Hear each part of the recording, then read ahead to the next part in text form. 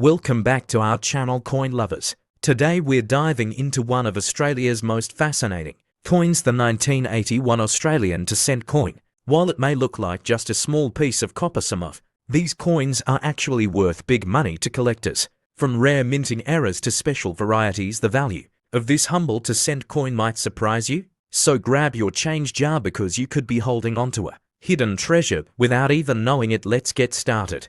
The 1981 Australian 2-cent coin was first introduced in 1966 when Australia switched from pounds, shillings and pence to the decimal system. The reverse side of the coin, designed by Stuart Devlin, features the frilled neck lizard, an iconic Australian reptile that instantly gave this coin its unique personality. The obverse features a portrait of Queen Elizabeth II. By 1981, the coin had already become a common part of Australian currency, but this year marked an important point in the production cycle, with coins struck at multiple mints and in very large numbers. While the majority were made for circulation, some proof coins and collector sets were also struck, which adds another layer to the value discussion. Although the 2-cent coin was eventually withdrawn from circulation in 1991, the 1981 issue remains one of the more talked about years among collectors. When it comes to coin values, mintage is always one of the first things collectors look at. In 1981, millions upon millions of 2-cent coins were produced, so on the surface it seems like this coin is very common. In fact, well over 80 million coins were struck, making it one of the higher mintage years for the denomination. However, within that huge number are interesting varieties and coins struck at different mints, including those at the Royal Australian Mint in Canberra, as well as some produced overseas. Some collectors specifically chase after the proof strikes from that year, which were sold directly to collectors and are far scarcer than the circulation coins. Even though the regular coins are common, finding a high-grade example that has survived decades without scratches, nicks, or signs of wear can be surprisingly difficult. The value of your 1981 2-cent coin will largely depend on its condition, also known as its grade. A coin straight from circulation with heavy wear might only be worth face value, or just a few cents above that to a bulk copper collector. However, if you happen to have a coin in uncirculated condition, meaning it looks as if it has just been minted with no visible wear, the value can increase significantly. Collectors love shiny bright red copper coins with no blemishes.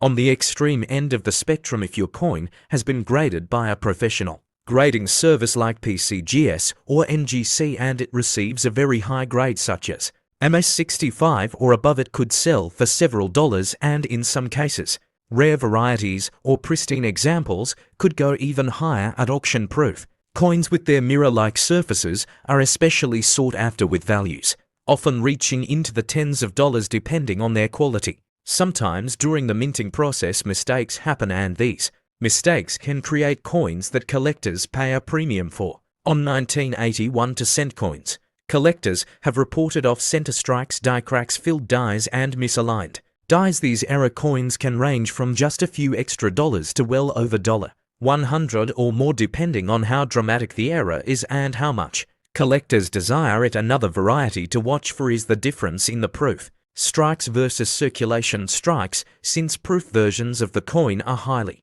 collectible. If you've got a keen eye, examining your 1981 2-cent coins carefully might just reveal a valuable gem hiding among them. It's also worth mentioning that the 2-cent coin is composed of 97% copper to 0.5% zinc and 0.5% tin. With copper prices fluctuating in today's market, the intrinsic metal value of these coins is actually higher than the face value of 2 cents. While not enough to make each coin worth melting down individually, this factor does create an additional floor for value among bulk buyers. Some people buy large lots of old copper coins for their metal content alone, and if you've got rolls or bags of 1981 2-cent coin, this could be a small bonus. Of course, the collector market usually values the historical and numismatic side much higher than just the raw metal. For circulated examples, the value is usually around 2 to 10 cents depending on condition.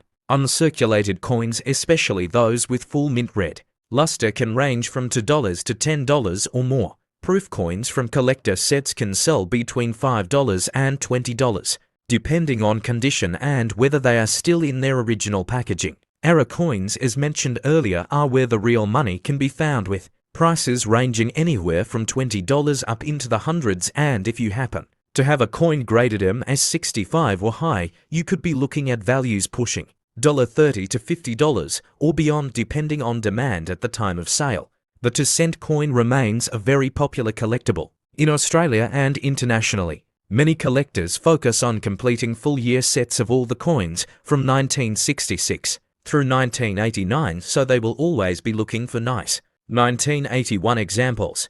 Others hunt for errors and varieties, making even ordinary-looking coins exciting. To search through, younger collectors often start with coins like the 2-cent piece because they are affordable and still relatively easy to find in old collections or at coin shops. The nostalgic factor also plays a big role. Many Australians grew up with these coins and now want to collect them as a way of preserving history. While the 1981 2-cent coin is not considered an extremely rare or high-value piece in general, it does hold potential for the future.